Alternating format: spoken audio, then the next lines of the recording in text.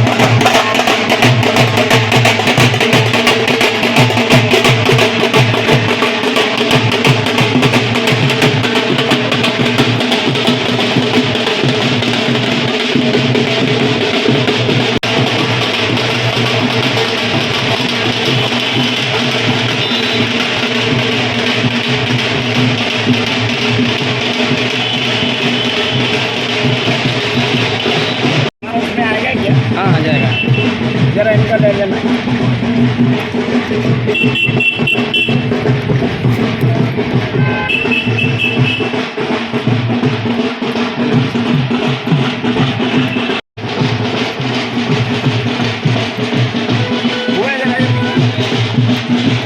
प्रभु जी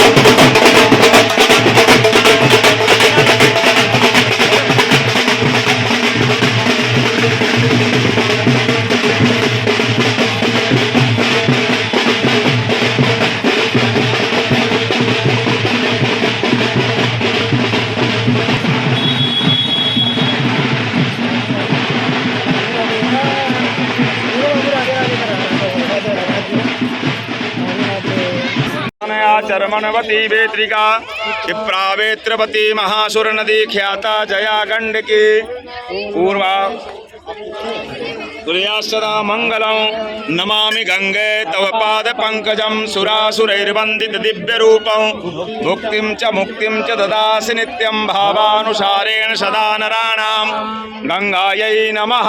गंधाक्षत पुष्पाणि समर्पयामि। पुष्प लेकर के वहाँ भोलेनाथ विराजमान है, ध्यान कर लीजिए। ओम नमः शंभवाय च मयो भवाय च नमः शंकराय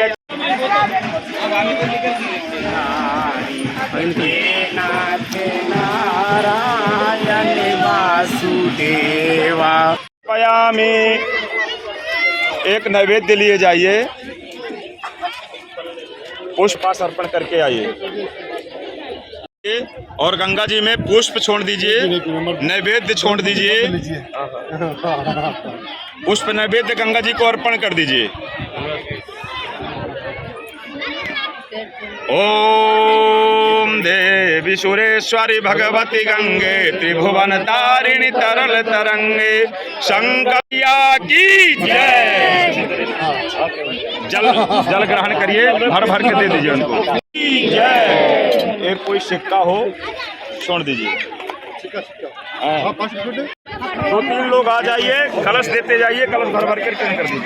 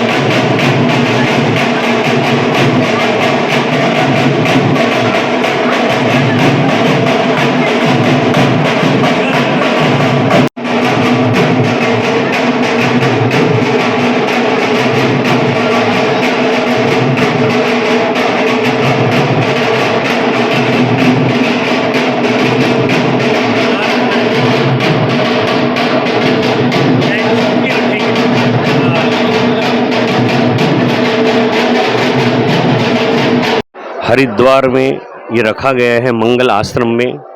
यह शोभा यात्रा माँ गंगा के जल को पूजन करके और वहीं से जल भर करके भागवत जी का पूजन करके और महिलाएं अपने सर पे मंगल कलश रखते हुए और यजमान पोथियों को अपने मस्तक पर रखते हुए भगवान नाम संकीर्तन करते हुए, जिसका फल एक एक चरण रखने से राजसू यज्ञ फल की प्राप्ति होती है।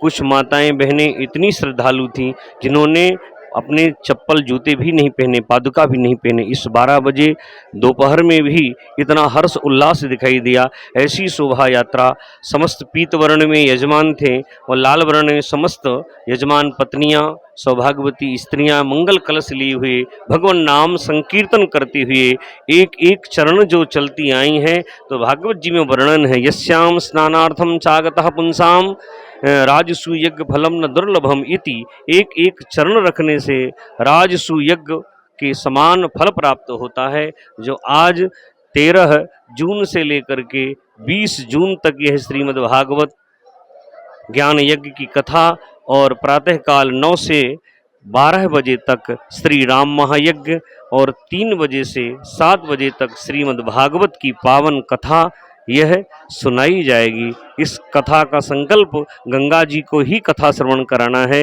और समस्त भक्तों का कल्याण हो, इसी भावना के साथ आज यह यज्ञ और कथा प्रारंभ हो रही है। इसका ये है कि जो पीत वर्ण है, पीला, भगवान श्री विष्णु को बहुत प्रिय है। विष्णु ही राम का स्वरूप है और समस्त जो लाल वर्ण है वो माता जगदम्बा का स्वरूप माना जाता है। इसलिए लक्ष्मी नारायण के रूप में ही ये शोभा यात्रा निकाली गई है।